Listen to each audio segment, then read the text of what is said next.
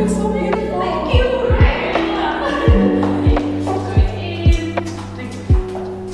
Ladies first. Okay. Yeah, because you're so beautiful. Thank you. See that? I'll take a picture literally. Thank you. Much bigger than your pictures. Oh, thank you so much. Alright. Ngasi, kuwaka. Oh my god, thank you. Oh, we are here finally. Oh, kuwaka. Don't breathe.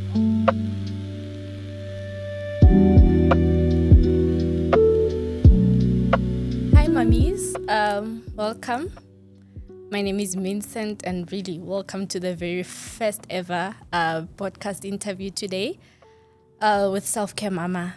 You know, we're on the journey of building this beautiful empire for not just me, but for all the mothers out there to get your voice heard, really. And I'm so honored today to have one of my best, most gorgeous guests on the stage with me to do it the first time with me. You know, I like to say with SelfCare Mama, it's literally the very first time of everything. Very first time postpartum retreat home that will be in South Africa. And I think even first time with interview or podcast that addresses women's postpartum needs and problems. And welcome me on stage today. I'll let her introduce herself, and so we can hear from herself. Yes, welcome, Mami. Thank you so much for having me. My name is Boitumelo. I'm a professional nurse trained in psychiatry, general nursing, community nursing, but most importantly, I'm a midwife. Yeah. I work in maternity, so you can just imagine. Oh my goodness. And I'm also doing my final year in occupational health nursing. Yes, girl. Beautiful. So I'm also working on a project. I'll be opening my own birth clinic very soon. So I'm the girl.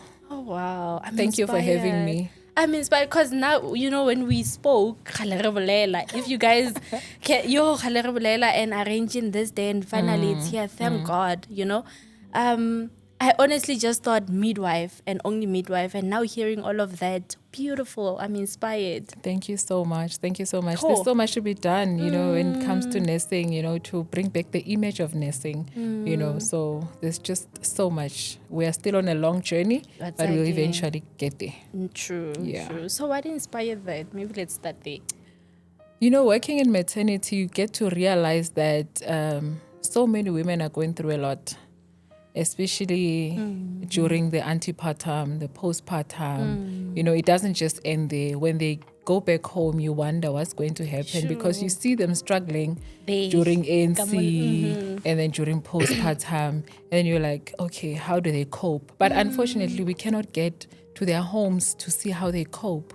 So I think that is one of the inspirations that led to me, wanting to educate them further, help them nurse themselves to health. I think that's where the whole inspiration came from. Is it? Yeah. Oh, beautiful. And when you were just saying now about seeing them, I'm also ongoing training of being a doula. This is what inspired me to create this whole SelfCare Mama brand, and it's just recent that I started my practicals. And one of the biggest things I struggle with is detachment from patients. Oh, we do, Melo. It's heartbreaking. Seeing exactly what goes down in the maternity ward, from what people say, and then the woman comes back, nothing is asked of exactly what goes down there. And you see how most women come in there and they're not prepared. Our teenage girls don't even know the simple procedure of having to be examined, what's needed, such teachings are not done enough. From just telling a client or a patient, you take off, this is what you do, all of that, that detachment. I struggle so much with it. I wonder how it is for one professional, because when we leave, right, it's part-time for us.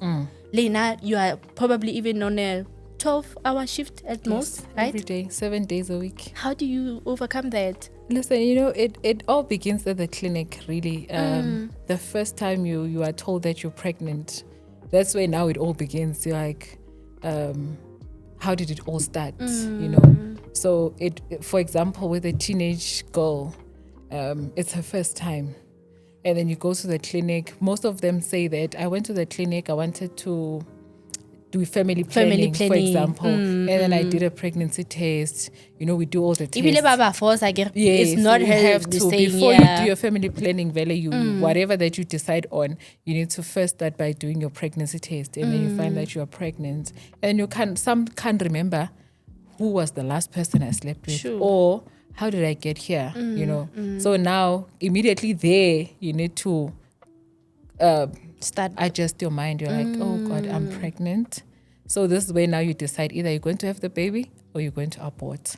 And then now they're like, here's a maternity case record. And then you wonder, what is this book for? What must happen from here? What goes on? It starts from the clinic basically to say, oh yeah, reality has kicked in. And maybe in the first trimester, you'll be like, okay, no, it's still minor, it's still those cravings. In the second trimester, now the belly's growing. There are kicks that you are feeling You now. are literally feeling You everything. are feeling kicks now, and you're like, oh no, this is It's really real. happening. And then you'll have your Brixton Hicks, and you're like, no, it's really going to, it's hitting the fan now. So it's basically a whole lot of changes that happen at the time.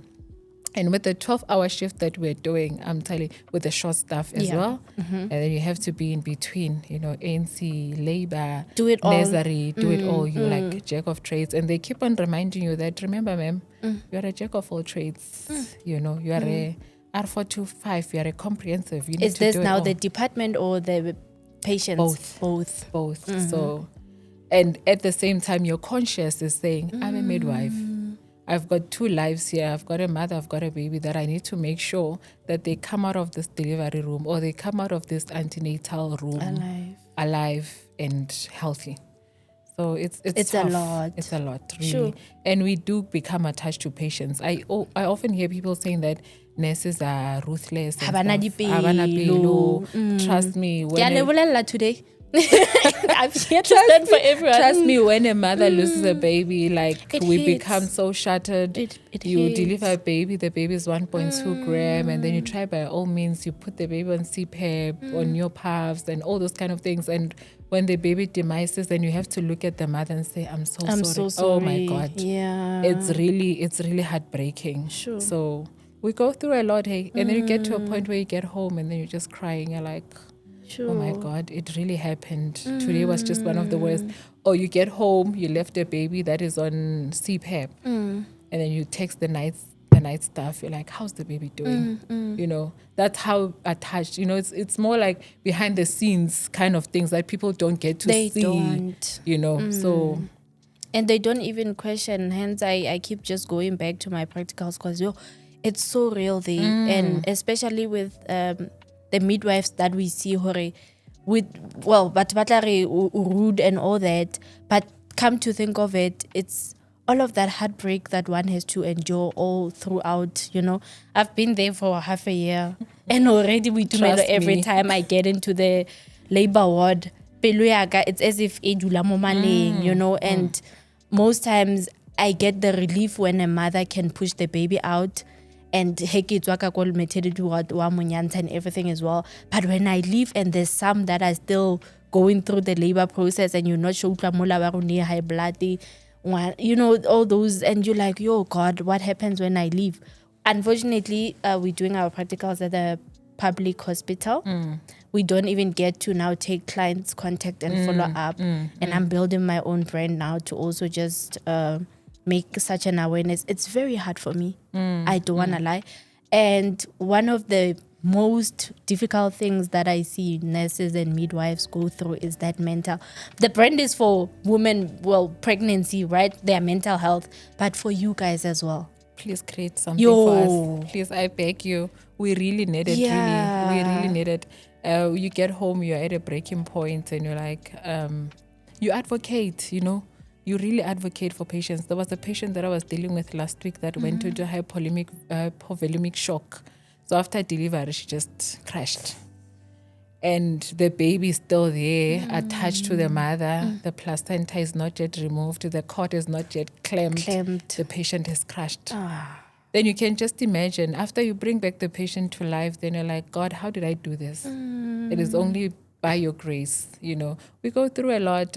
Only if there was a way of people or the community getting to see what happens in the labor room, that's my wish then they too. would understand that, we go through a lot. A whole lot. We are 2 midwives in maternity where I work.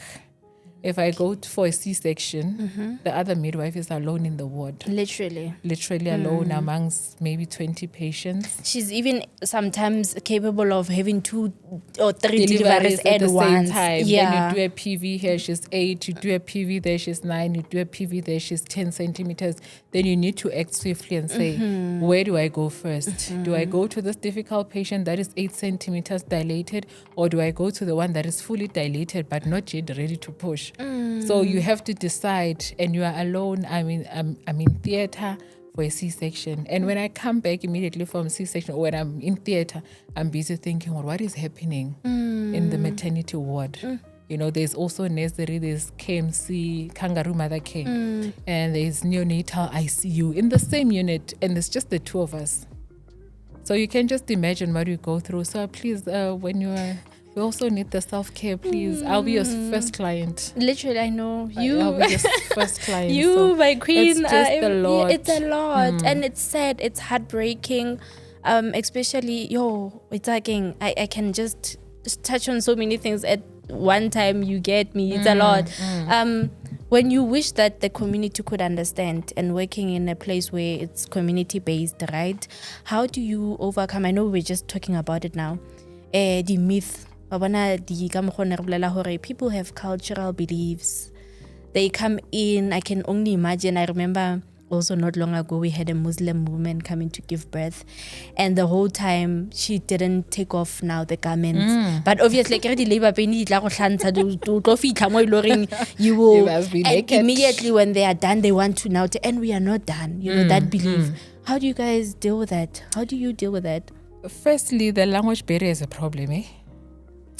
You get to a point where you find a pregnant woman not so long in South Africa, no basic English, and then you have now to make sure that she understands what you are trying to get her to do, and now you have to go into sign language mode. You're like, you're showing with your signs, say, take this off, But eventually we get it right.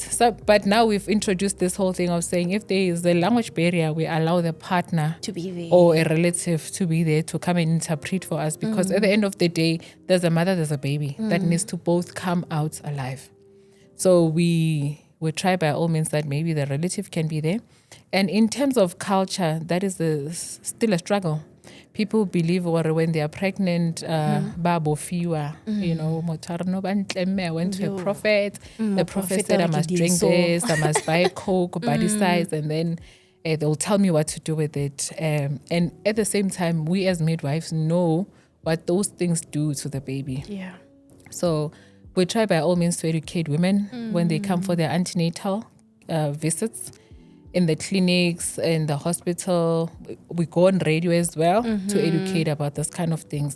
But at the end of the day, you can't really change a person. What they believe in is what they believe in, Sometimes you do an induction of labor and it fails, and they would say, no, because it failed, It's not a matter of saying, no, maybe it wasn't done correctly, or it wasn't started at the same, at the correct time, or maybe it's not yet time for the baby to come. And then they'll go home and they drink what they drink, and then when they come back, some they lose their babies and stuff. But now we are making sure that on the radio we teach about it, and the clinic they teach about it. So there's a portion in the maternity case record where we record such things to say we did educate on this, dangers of taking herbal concussions and what happens after that. So we do record we've made the maternity case record like a communication book. Okay. To say this is what we educated on. Sometimes we even give the mother to write to say, I took this and this and this, So it's her responsibility. So that we both carry the responsibility, because when a baby demises, we really can't push the responsibility or the fault to the nurses. We did our part. Also, you as a mother need to do your part.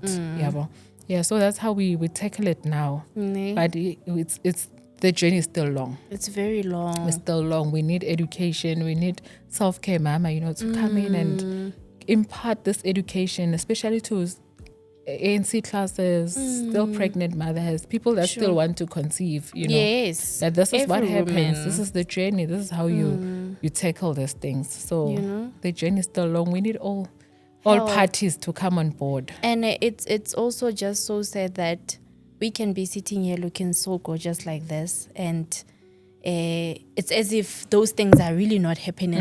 But hey, it goes down, kakwale, man. I'm telling you. And now moving to the struggle, this is also where you get to really experience our economy is also quite bad. As we do, we help women give birth sometimes, and when they expect that child to. We obviously, as professionals, it breaks our heart, but a mother and probably their partner, they don't get ready for that child. It also goes into the belief system. And then I expect so sometimes I sit there, I remember sitting there with my colleagues asking, is it the belief? Is it now our economy? Is it the nurses, midwives not educating enough? What is it? How can we best, as professionals, the community, work together to change such things? Where do you feel we are lacking more as people here in South Africa? Because location le ka tswa le better a re gopole magaeng jwale, these things are they are real. Sometimes even a mother is failing to breastfeed not because ana maswi, but because o swere ke tlala go produce maswi. You understand?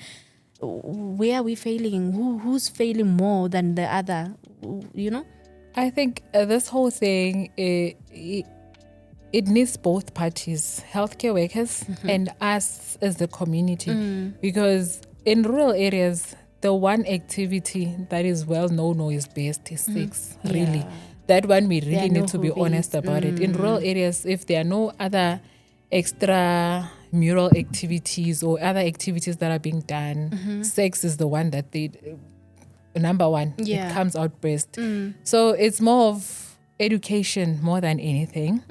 And in our hospitals, what we do where I work, we collect clothes, newborn clothes, and heads, blankets and stuff. So when we identify a mother in such a situation, then they get to pick clothes for their kids. But what happens next when they go back home?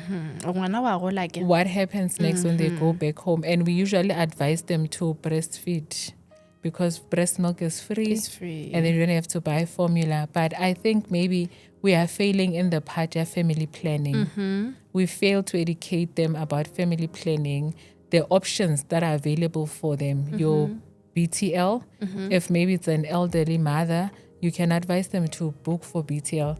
But if they book for BTL, they usually don't come after 6 weeks.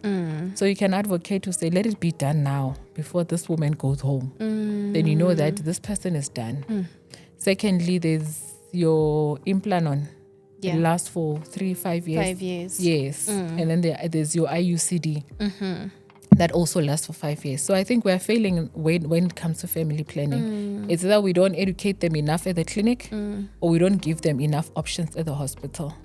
So if these things were introduced in the hospital to say, you've got your option of IUCD, you've got the option of implanon, then before they go home, this is what you do, you intervene for them. And also, we are also failing in the part of a social worker. In government hospitals, there's one social worker. Sometimes none. Yes, sometimes none. Yeah. There's one social worker amongst 10 communities. How do you expect the person to function and get it all right? You know, to do follow-ups, to organize food parcels, to bring in your SASA on board, those kind of things. So we are failing in terms of family planning. We are failing in terms of social workers. So I think maybe the department needs to employ more and also avail options to these mothers. And also the fact that we are short staffed, sometimes you want to do a quick job. You're like, I just want to assess, hey, the baby and the mother are fine, and they pass. You don't have time to say, here are your options. This is available for you. This is what you can do. You are faced with, you are a midwife, you have to assess 30, 50 patients a day. Where do you get the time to individually advise, each one, So we are failing in terms of family planning. We are failing in terms of social workers. Sure. Okay. So when I was creating this brand, my main focus was on postpartum and postpartum depression, right? I saw a gap there where after a mother is being discharged, they go home. That, I was like, a lot also happens there, and I wanted to fill in that gap. But sitting here now and having to have experienced the practical, I see this has so many other gaps. You understand? Especially the teaching part, because henke mosadi a rutiwa gabotse from get-go. A lot of things were not going to be a problem. We wouldn't be sitting here thinking we need to address these things, Now getting into postpartum after a woman gives birth, what would you say was the most traumatic story for you as a midwife that had happened, that you think today sitting here you were like, I'm going to Vincent's show and we're gonna talk? Share that story with me. Is it your personal or with someone? But just share a story with me, please. I think I will start with my own story. Okay. So when I gave birth, I have a 10-year-old daughter. Okay. So when I gave birth, I was not yet a midwife. So they told me about this concussion that you need to drink, and then it fastens the process. And really, it did work, hey? What was it, if you don't mind me asking, please? You buy an ostrich egg shell. I'm not saying women must use it, hey? It's very bad. You buy an ostrich egg shell, and then you wali grater, like the shell. The shell itself powder. It becomes powder. Okay. Then when you're about to get to the hospital, you put it in warm water and you drink. Right. And it really worked for me, really. But then sitting back, and then now I'm in maternity, I'm a nurse, and then I get to see how these things affect the baby. I'm like, oh my God, I need to apologize to my daughter, baby? To say you were forcefully pushed down. Not kanako ya gago. You were forcefully pushed to calm down. And as the contractions happen and you are forcefully pushed down, you are hitting against the pelvic bones. And anything can happen to you. You can demise, you can become like wana all lasting sharp, anything can happen. So you can get your kaput, your molding, So I really, that is a bad experience. But secondly, my worst experience was having to deliver a 13-year-old 3 weeks back. That was my most traumatic experience. And she came out intact, hey? She delivered a 3.9 kg baby and she was intact, and she was so unbothered. And then when the parents came, I looked at the mother, then I realized that no, this is not normal. Like the entire family were happy, and they were happy or they are going to get SASSA money. And that is the unfortunate part. And then I looked at the child, I'm like, does she even understand what is happening? What is going to happen? She's in grade 8. Oh my God. The boyfriend is 21. So usually when I get such pregnancies or deliveries, I would sit down with the kids and I'd ask them, what made you want to fall pregnant? Why did you eventually fall pregnant? Where do you see yourself? Because actually if you give birth at the age of 13, 15, 16, at the age of 18, you're coming back for a second child. Really, that's the reality of it. Then I would want to understand why. Then she said to me, my boyfriend is 21 and then there's nobody employed at home. And then he's working. He's got a learnership in the mines. So I realized that, no, this is actually the source of income. So that was so traumatic for me that this 13-year-old does not understand the changes. And usually they don't go back to school. They never finish school. So I spoke to her. I said, you know what, the reality is that this is you. You are done. This is the end. Because you don't cope. Once you go back to school, when you come back, you must breastfeed, you must wash nappies, you must do this, you must do that. And then you look at the family, the mother is a drunkard as well, and you're like, so what is going to happen? So that was so traumatic for me. And then I looked at myself, I looked at my siblings. I'm like, my siblings are still afraid of having kids, and we have a 13-year-old that had her firstborn at the age of 17. She's coming back probably for a second child. No, so definitely. it was so traumatic. It even was so sooner. emotional, really. It's sad. It is sad, because at our age, when I was 18, I didn't have a boyfriend. And then Banaba know it, like... it's as if they know it all. Meanwhile, you look at them matter. and you think you don't know anything. It doesn't matter for them. And I remember when I was 18, I didn't have a child, but I had my firstborn at 24. And then there's 13-year-olds that just gave birth intact. I'm like, Yo, oh my God. what's happened? And when you say that now, it takes me back also to postpartum. That's a whole 13-year-old that is not fully developed. If postpartum depression can hit even a 40-year-old, what more can it do to a whole 13-year-old? I'm sure when they leave that maternity ward, they are not the same, not in a good way even. They are not. Remember the trauma of labor, the trauma of delivery, the trauma, if you get to be sutured, the entire trauma, and then now there's a child that you need to breastfeed. Probably there's no milk, and you are told this is what you need to do for you to get milk. The whole thing is just so traumatic, really. It's traumatic for us, it's traumatic for the patients, because in our side it's traumatic in a sense of saying there's two people in front of you, you are alone, you need to make sure that they come out alive. And there's this mother that needs to push and make sure that the baby comes out alive. After the baby comes out alive, the body now must adjust to going back to normal. After the body adjusts to going back to normal, there's now postpartum. You need to breastfeed. There is also your uterus that needs to contract. And then there's this episiotomy that was sutured that you need to deal with.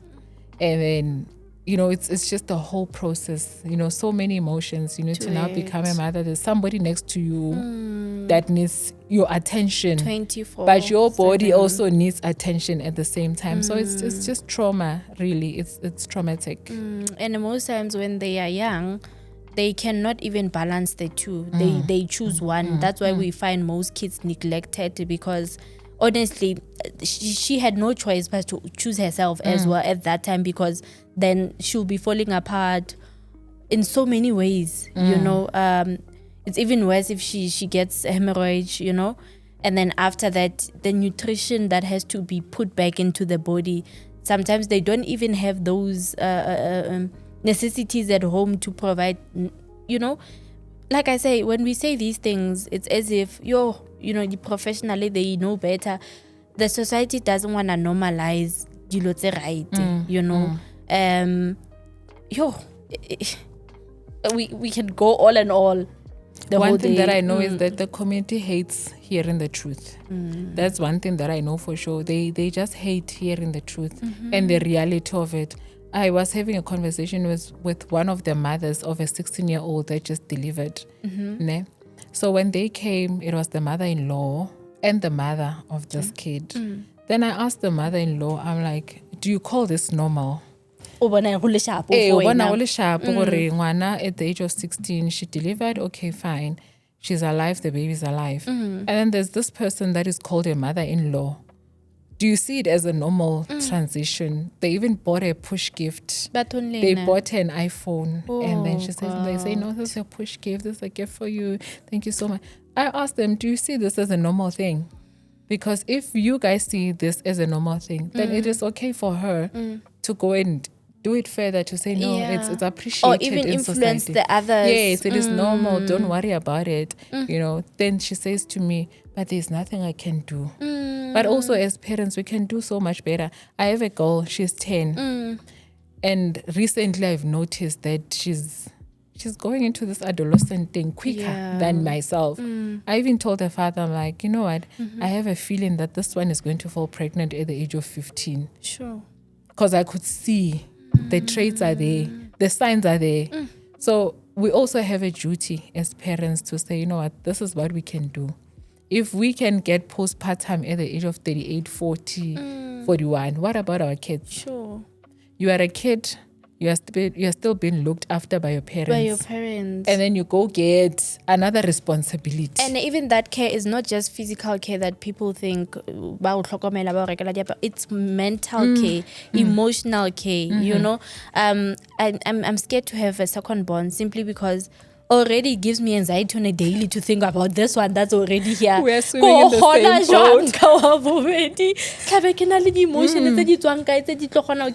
For the next person. I'm not even down to saying their school fees, their clothes. No, just the emotional part of it. I feel it will take a lot from me, and now you see a young girl doing that, you know. And it's funny that people don't believe in postpartum depression. They would say, "Kima demoni, mama ngumuloile, auntie wako next door did this and this to my child." They don't believe in postpartum And it's depression. real. I want to give an example with my cousin. She's psychosing as we speak. Postpartum depression. I even told my cousin sister, I'm like, this person is having postpartum psychosis. You really need to take her to the hospital. Then she took her to church, and you know at church they will tell you, auntie wako next door. And we're not saying churches are wrong. No, we're not saying they are not wrong before plaster. No, they are there for a reason. And but I think she didn't get counseling after she lost her baby. So after she lost her baby, you know, all those changes, you know, the things that she was saying about the passing of her child, it just brought me to light to say, no, this is basically postpartum psychosis. So I think we need to educate more to say, these are the signs of postpartum, and this is how we deal with it. So we get a lot of it a whole lot in the ward, yeah. And you know, also talking about church, actually in the labor ward, I think personally that's where I experienced God. Definitely. Like, no offense, that's where you get to really see having to be witnessing a baby being pushed out, and how a mother can just have all the strength after pushing and then now carrying the baby. You know, there's just little, maybe 40 seconds, not even a minute, of her resting and gathering the strength again to push, resting if the baby is out, another maybe 40 seconds at max to take the baby now, put it on the boob, breastfeed. It's as if life just goes on and it doesn't wait for you to gather even your thoughts. You know, we can never even say Mudimu hatemo, but we are saying now, can the right procedures be taken, measures be taken into place so that mothers are okay, you know, everything goes well, because you still need all of that strength to take care of the baby after for a very long time. And another thing is also that when we were also being interviewed as a brand, you know, and they were asking why SelfCare Mama, you know, and going back to the trends and teenagers, and I was like, I want to set a new trend for our girls that they look forward to having kids when they are ready. You know, building this facility to make sure they rest after having delivered their kids. Every girl should look forward to that and know that only at a certain stage in their life, not now, because girls follow trends. As a society, we forever following trends. Why can't we create trends that are good, have a positive impact, you know? Sure, we can go all and all also about it, and it doesn't stop with Dumelo. Wow. And with if you have a healthy mother, obviously you'll have a healthy family, you'll have a healthy community. And it doesn't even, it's women out there now, it's a matter of saying it's okay to want to take care of yourself. For a moment, you just put everything on pause. And you're like, let me just take care of myself, you know. And the norms that the community has about women being strong, it's allowed to eventually say, no, I'm an egg. I'm an egg. Yes, I need to be an egg for a moment, and everything just stops. fine. Everything must for just me, stop. For not me, me stopping for things. no, yes. let everything just stop, and then let me just be me. Let me take care of myself. Let me heal first. Because if you don't heal, you find angry women, you find angry mothers, and they take out the anger on us, the kids, everyone in the family. So if you have a healthy woman, you have a healthy family, you have a healthy community. So it's okay for women to say, I am tired. I need to take a break out, you know. I just need to shut out from everyone and, you know, just take care of myself. So I think SelfCare Mama is that platform where you'd need to, like, it's more of a retreat to say, let me go gather my thoughts. Let me get get myself back into health so I can face this thing head on. So sometimes we go through postpartum depression and we are not aware. That whole thing of saying, yeah, now you are a mother. Take it. It's okay. You wanted this, so do it. I hear a lot of that in maternity, and then you're like, okay, we do say those things to say, you know what, we're in Ghani, but you decided to be a mother when you are in Ghani. And now reality is saying, you're like, oh God. Yeah. It has hit the fan, but self-care mama is there to say, you are allowed to take some time off. You are so much. You're allowed to nurse yourself back to health. This is not a new thing. This whole thing, Mosadi, it ended with our parents, Please, may it never even come back. It ended with our parents, really. And if we're going to stick with that, really, we're going to have so many broken women that really can't, transition, that cannot move on, that cannot prosper, that cannot take a bold step and say, no, this is not me. I really need to gather myself. So I think women must now do away with this imbokoto vibes and be an egg. When the time comes, you feel worried. I'm tired. I'm exhausted. I need a break. You do take a break. So I think this is a beautiful concept and we really need it. Now I'm a client already. I'm so afraid of even having a second born. My daughter is turning 11 next year. I'm like, and I see the things in maternity. I'm like, oh, Jesus Christ. And then you will have the boys teasing, saying, when are you having a second one? Or even the community about Jaha. And you think, on a daily, you think I would just... I'm telling you, because I see women that are delivering for the 8th, 10th, 11th time and what they go through. It's still what the they same. go through is still the same or Traumatic, even more. Painful, at your even 10th more. delivery, you can even end up in theater for a C-section because maybe you had your CPD or your PIH or, so it's just a lot and you're like, oh, this is labor. This is me. This is me. And all these terms, honestly, guys, they are created for a reason. There's no way that a mad person just got up from somewhere and decided there's hemorrhaging and there's this. They are there for a reason. And may we respect that. And I think one of my greatest wish is for women to be kinder towards each other. I mean, as a professional... right now, look at me creating self-care mama. My focus is on postpartum and mothers, and I'm also seeing a gap of professionals also needing the same help, right? But as a beauty therapist, I remember when we were also just studying and doing the massage, and you'd give a person a whole 1 hour massage, and I remember asking a question in class, or then when you are done relieving pain from that person, who relieves you? And they said, that person standing up from the plinth and saying thank you should be your relief. So I can take that also in the maternity ward for women to say just a simple thank you after, being kind. This thing, Yahore, patients will insult professionals or professional being rude to patients. It needs also to be given attention to. Just one simple kindness goes a long way.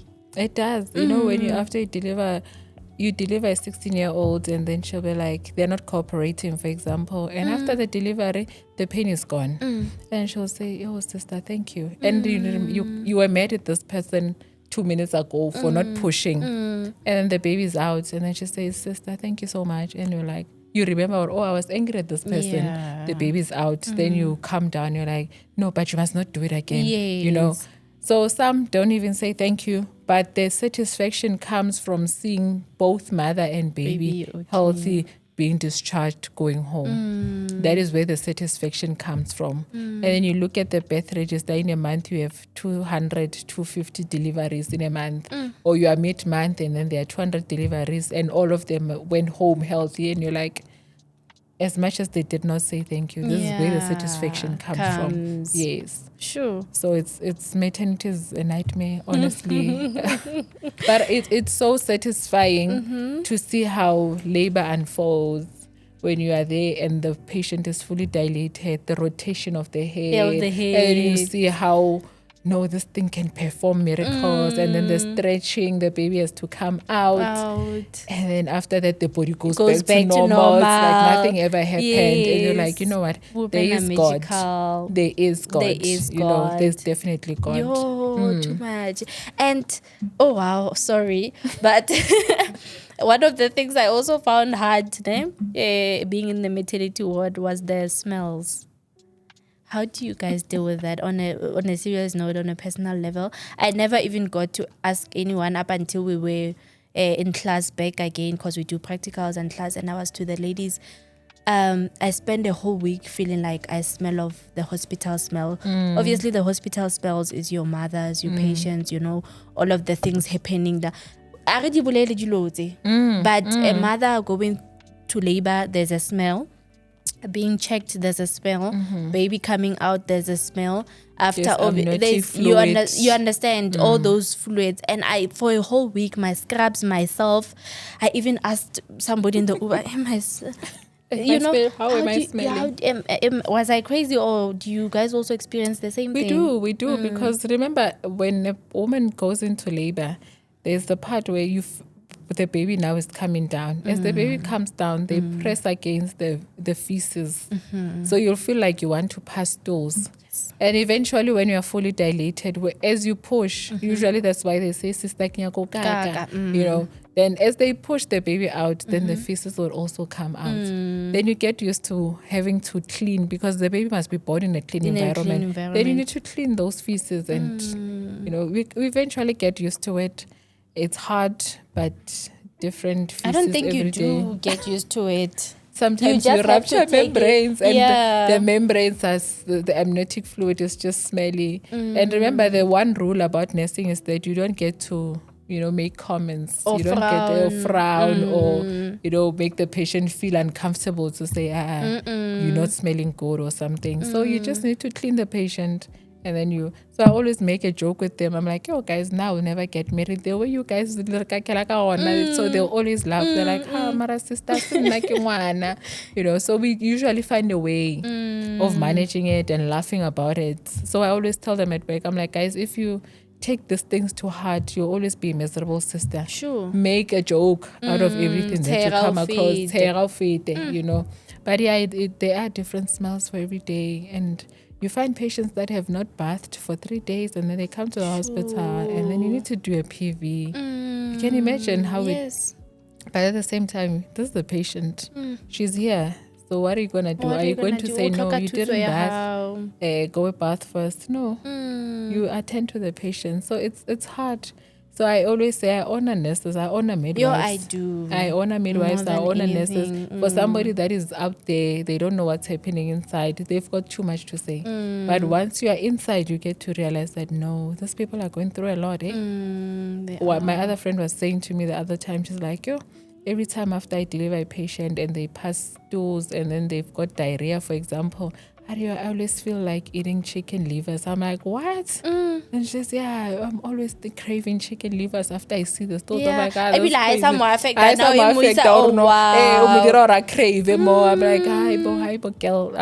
This is not normal. She's like, you know what? This is how I feel every time I deliver a patient. Sure. So it's I mean, for us doulas, we are not allowed to wear masks, because we work from the breast up, right?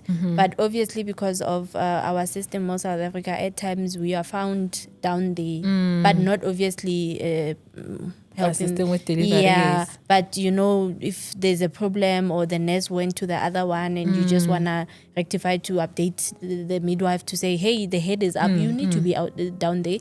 So, hey, we are doing it without masks, and at least you guys, if the government provides masks at the time, and the shortages of those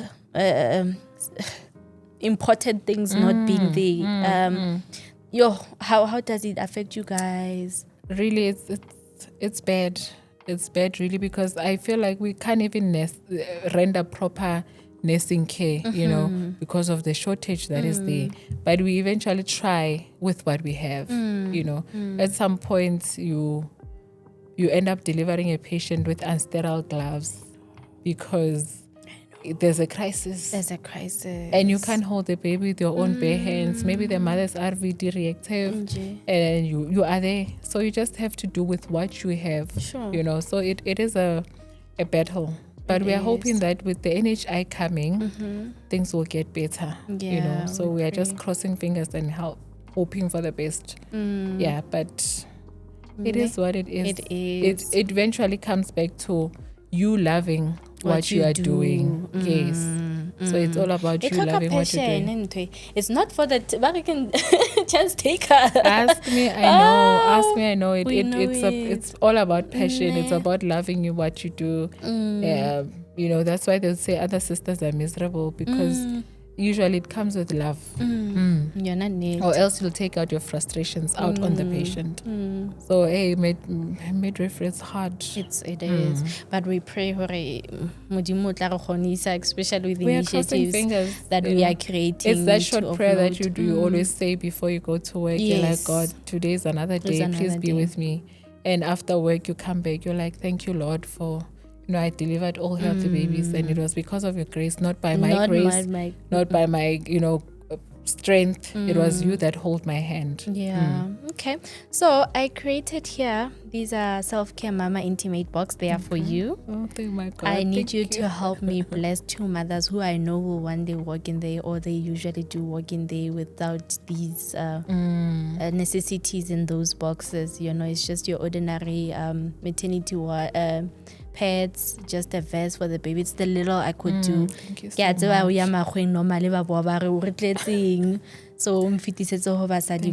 much. And thank you for being here. You know, if there's one thing that you would say that can teach one mother there, what would it be?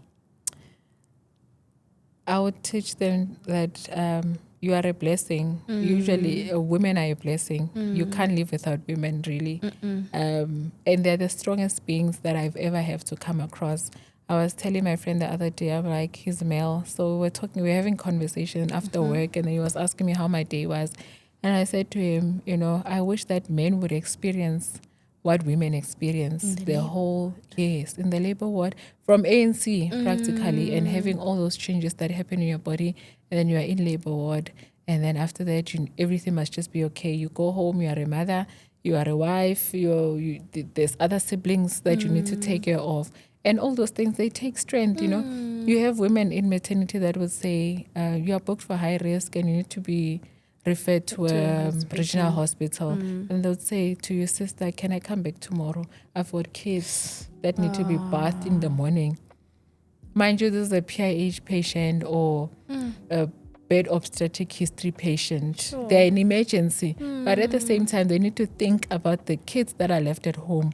Then you wonder, if she's worried about the kids at home, what happens when this one comes? What happens when this one comes? So I want each and every woman to embrace their womanhood, to say it's okay for you to take a moment out for yourself, take care of yourself, and we celebrate women every single day. This whole thing of saying we celebrate women on Women's Month, it doesn't work. Let's celebrate women each and every day. And one other thing that I want women to know is that let us stop this woman hate. Sure, please. Let us stop this woman hate, because we are our biggest enemies. We can celebrate each other in public, but when we get to social media platforms, when we see each other in public, we don't celebrate each other.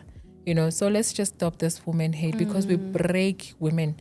If you go on social media and look at posts that are going around, women are breaking each other. So let us be each other's protectors. Let us fix each other's crowns. And I think the world will become a better place. Really, if we've got each other's backs. One thing that I can say is that we need to take example when it comes to men. Men have got each other's backs. They can sit and create the whole circle and be firm. Even if they don't know each other from social media, men have got each other's backs. Literally. So let us learn from men to say, let us have each other. And men would identify the weakest link and say, oh, we can identify weakest link. So this is where we penetrate. But if we identify a weakest link on a man, they will protect each other. So let us take example from them and protect each other and fix each other's crowns. Really, we've got the power. We do. We do have the power. We birth a whole human being. I'm telling you. If you can endure 22 hours of labor, what more could be impossible? What Sure. more could be impossible? So I would like each and every woman to celebrate themselves each and every single day. Either you're a mom or you're not, but the fact that you're a woman, you must celebrate yourself because you are an amazing human being. There's so many things that are happening in your life and you can endure all that pain. You can take it on head on. Trust me, Yeah. you need to celebrate yourself. So Every day. walk tall, walk high. Nah, this is what I do every day. I look at myself in the mirror. I'm like, you know what? I embrace myself. Yes. Oh, beautiful. Yeah. Thank you so much. Thank you. Okay, that's it from Self-Care Mama, today's podcast. Don't forget to subscribe, you guys. It's literally for free. And I can't wait to see you on the next one. Thank you. Bye.